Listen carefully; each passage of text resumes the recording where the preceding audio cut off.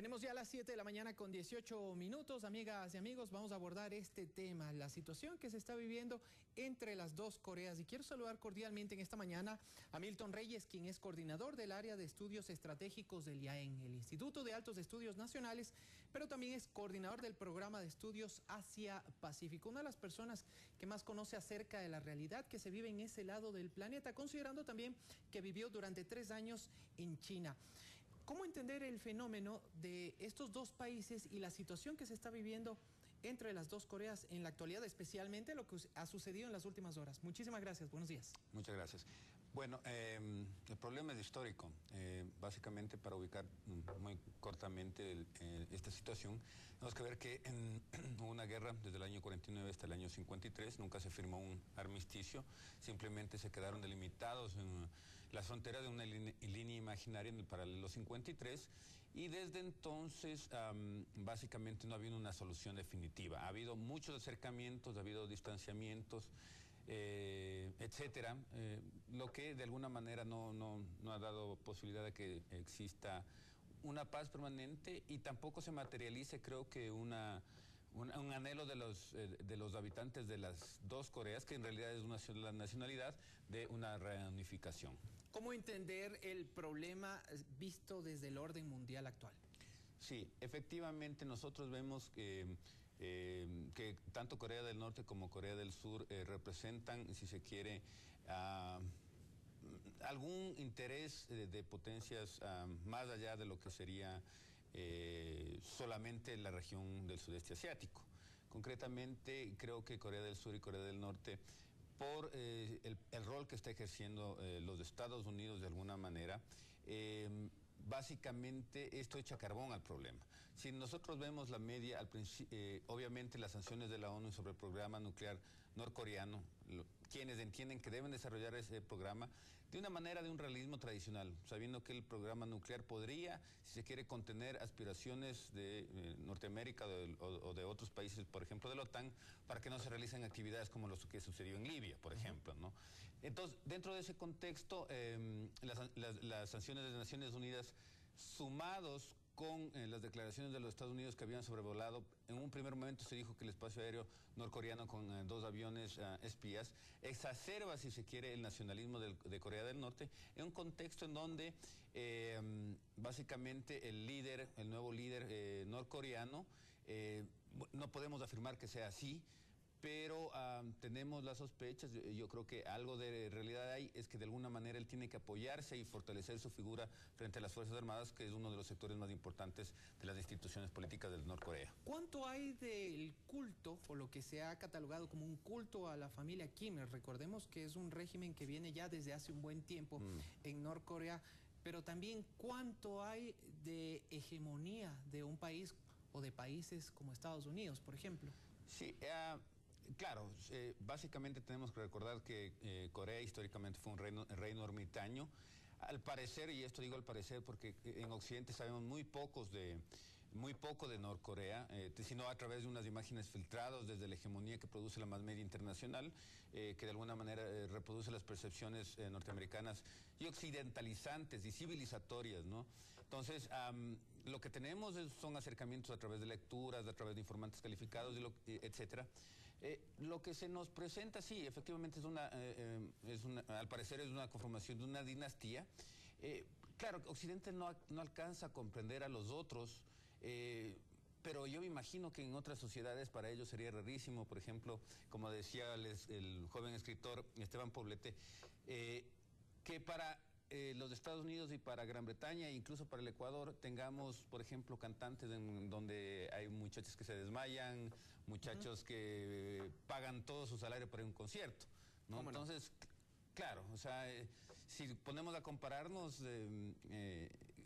cualquiera de los dos nos podríamos reír sobre el otro, pero de eso no se trata en política internacional, sino de comprendernos y tratar de respetar otras culturas, etcétera, ¿no? Otras construcciones que no son esenciales porque son construcciones culturales muy particulares que debemos respetar. Ahora, vamos a ver si ponemos también el tema en contexto para que usted, amiga y amigo televidente, también lo pueda entender. Vamos a poner en pantalla y a su consideración un mapa mientras seguimos este diálogo con el profesor Milton Reyes del Instituto de Altos Estudios Nacionales. Allí en la pantalla, por ejemplo, tenemos un mapa donde se aprecia África y también Asia. Vamos a hacerle un zoom, un acercamiento para ver dónde es que se produce este problema y cuáles países son los que están también envueltos de una u otra manera en este conflicto. Consideremos también que estamos muy cerca de otros como Japón, de China también, donde usted vivió un buen tiempo, profesor. Sí. Efectivamente nosotros vemos que es un área súper estratégica, incluso en China, un poquito más de arriba de Corea del Norte, está Harbin, ahí se está construyendo un complejo para cooptar algunas industrias de alta tecnología y de temas pesados, justamente para aprovechar la cercanía con Corea del Norte, Corea del Sur, Japón, etcétera. Lo interesante en este caso también es que entre Corea del Norte y Corea del Sur ha habido varios intentos de acercamiento, algunos bastante exitosos, e incluso cerca del paralelo 38 hacia el norte existe un complejo industrial financiado en parte por capitales de Corea del Sur que no se han detenido. ¿Cómo no? En este caso lo que podemos ver es que sí hay muchos intereses, obviamente los intereses económicos no pueden explicar ni la paz ni la guerra. En su totalidad, pueden influir, eso sí, pero lo que vemos es que por lo menos en este sentido no ha habido una restricción total al intercambio de recursos y de ciudadanos, ¿no? ¿Cuán preocupados deben estar en este momento en Japón y en China, por ejemplo? Bueno, para China el tema es un tema estratégico, como una potencia emergente.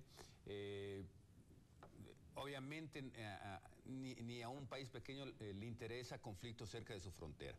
Pero también tenemos que ver que no solamente es el tema de que esté en su frontera, sino, si se quiere, este accionar de los Estados Unidos en la región, yo no diría que tampoco con alguna percepción maligna, ¿no?